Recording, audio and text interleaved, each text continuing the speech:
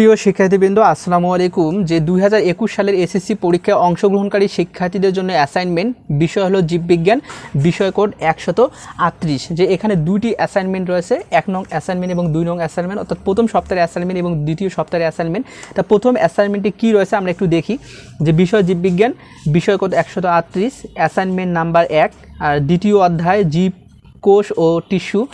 এবং এখানে যে নির্দেশনাগুলো আছে, নির্দেশকগুলো হলো ক নাম্বার ধাপ 2A নমুনাসমূহের পর্যবেক্ষণ ছক, ধাপ 2 এর কারণ নির্ণয়ের ছকে রঙের বিভিন্নতার কারণ, আর গ নাম্বার হচ্ছে ধাপ 2 এর কারণ নির্ণয়ের ছকে দৃঢ়তার বিভিন্ন মাত্রার কারণ। এটা হলো 1 নং অ্যাসাইনমেন্ট জীববিজ্ঞান। এবং যে 2 নম্বর অ্যাসাইনমেন্ট যেটি রয়েছে জীববিজ্ঞান 138, অ্যাসাইনমেন্ট নাম্বার 2 আর দ্বিতীয় অধ্যায় জীবকোষ ও টিস্যু। এখানকার যে নির্দেশনাগুলো রয়েছে সেগুলো হলো নির্দেশক ক নাম্বার আছে নির্ধারিত তালিকা থেকে বৈশিষ্ট্যের ঘর পূরণ, খ নাম্বার একই রাউন্ডে বৈশিষ্ট্যের পুনরাবৃত্তি, 4টি বা তার অধিক সংখ্যা রাউন্ডে এক বা একাধিক বৈশিষ্ট্যের ঘর ফাঁকা থাকলে এই নির্দেশক কোনো নম্বর পাবে না। গ নাম্বার হচ্ছে পাঠ্যপুস্তক থেকে যে বলতো আমি কে ঘর পূরণ। তারপরে ঘ নাম্বারে রয়েছে যে বৈশিষ্ট্যসমূহের সাথে বলতো আমি কে এর সামঞ্জস্যতা, মানে এখানে ক খ গ ঘ যে 2 নম্বর অ্যাসাইনমেন্ট রয়েছে এগুলো নিয়ে আলোচনা করা হবে। তাই আমরা এখন উত্তরপত্রটি দেখি যে কী রকম অ্যাসাইনমেন্টটি হবে। প্রিয় শিক্ষার্থীবৃন্দ, তাই আপনারা ভিডিওটি না টেনে সম্পূর্ণ ভিডিওটি দেখুন।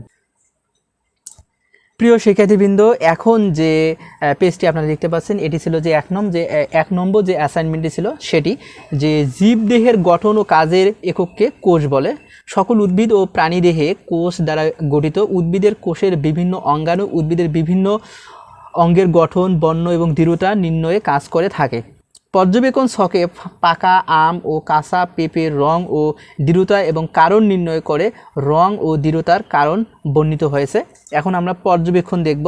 নমুনা নং, রং, দৃঢ়তার পরিমাপ, নরম, তারপরে কম দৃঢ়, তুলনামূলক দৃঢ়। তার মানে আমরা এখন দেখব যে 1 নম্বর হচ্ছে পাকা আম, বোটা সবুজ, ক্রস টিক চিহ্ন ক্রস। তারপরে রয়েছে খোসা হলুদ, টিক চিহ্ন ক্রস। শ্বাস, তারপরে হলুদ, এটা দেখতে পাচ্ছি যে ক্রস টিক চিহ্ন ক্রস।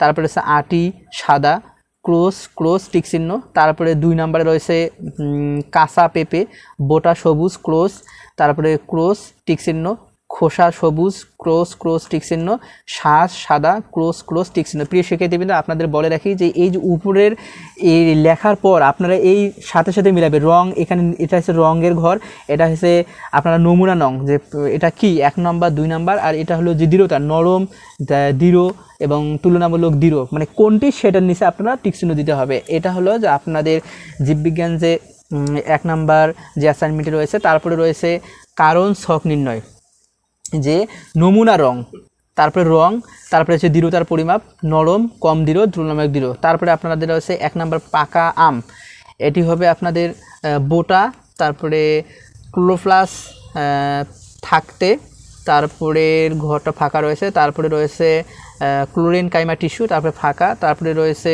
খোসা, তারপরে ক্রোমোপ্লাস থাকতে, প্যারেনকাইমা টিস্যু, তারপরে ফাঁকা। তারপরে শ্বাস, তারপরে ক্রোমোপ্লাস থাকতে ফাঁকা, প্যারেনকাইমা টিস্যু ফাঁকা। তারপরে রয়েছে আটি নিউক্লিওপ্লাস থাকতে ফাঁকা। তারপরে রয়েছে স্ক্লেরাইড টিস্যু।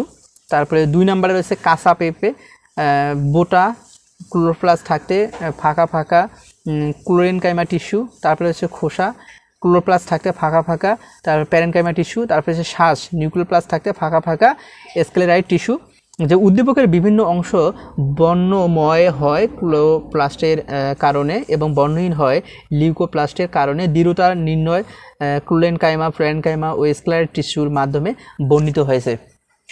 যে প্রিয় শিক্ষার্থী বৃন্দ, যে আপনারা এটি ছিল আপনাদের 1 নং অ্যাসাইনমেন্ট। এখন যেটি আমি দেখাবো সেটি হলো 2 নং অ্যাসাইনমেন্ট।